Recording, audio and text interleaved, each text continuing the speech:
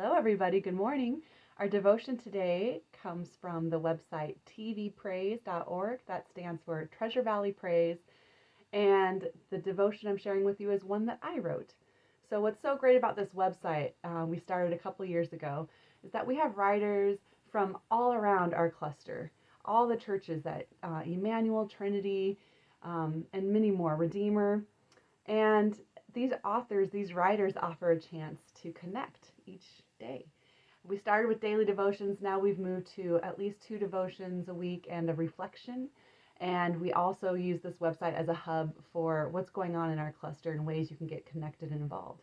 A new thing that we're doing is we just launched a TV Praise Facebook page. So it'll be a really easy way if you like and follow. It will be really easy for you to see the new posts, the new information that's being put out there instead of constantly visiting the website whenever you think of it. So we hope you'll do that. I'll add the link in the comments and make it as easy as possible for you to find it so you can find it, the information when you need it, and like, follow, share, all that good stuff. But today's devotion, like I said, comes from me. I wrote it earlier this month and it's called Write It Out. I begin with a Psalm 36. Your love, Lord, reaches to the heavens, your faithfulness to the skies. Your righteousness is like the highest mountains, your justice like the great deep. You, Lord, preserve both people and animals. How priceless is your unfailing love, O God. People take refuge in the shadow of your wings. They feast on the abundance of your house. You give them drink from your river of delights, for with you is the fountain of life. In your light we see light. Continue your love to those who know you, your righteousness to the upright in heart. When I read this psalm, I couldn't help but think about how journal writing has been such a consistent practice in my life since the time I was really young.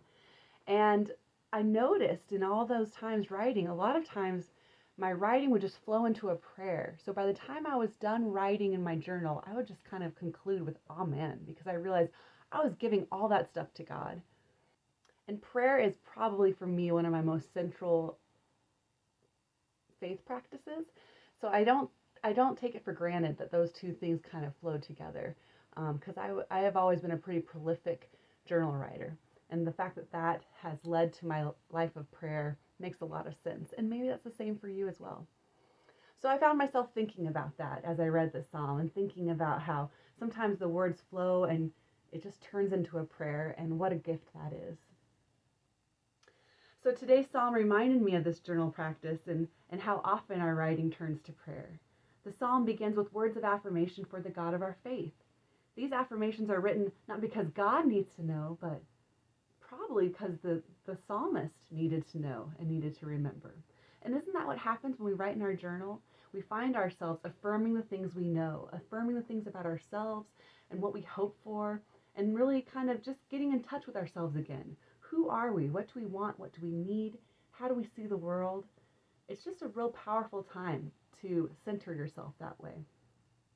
And so that's what I love about the Psalms, and that might be why I've always loved the Psalms, because it just connects to those kinds of affirmations. And it connects us to God, and remembering that God really sees the whole picture and we're only seeing part of it. So I invite you to consider the practices of prayer and journal writing in your life, and take the time affirming yourself and your beliefs. List all that you have to be grateful for, because when we do that, we change. And our perspective shifts and we are given new eyes. So I encourage you to think about those things, and I encourage you to pick up a pen or pencil today, or maybe if you're a typer or a texter, take some time with your own thoughts and list, what do you know? What do you believe? Who are you? Affirm yourself, affirm the world, affirm our God, and pay attention to how that shifts your perspective for the day. And trust it all to God. So, here's your blessing. May the love of God fill you today, energizing you for action and opening your eyes to the full picture of our reality.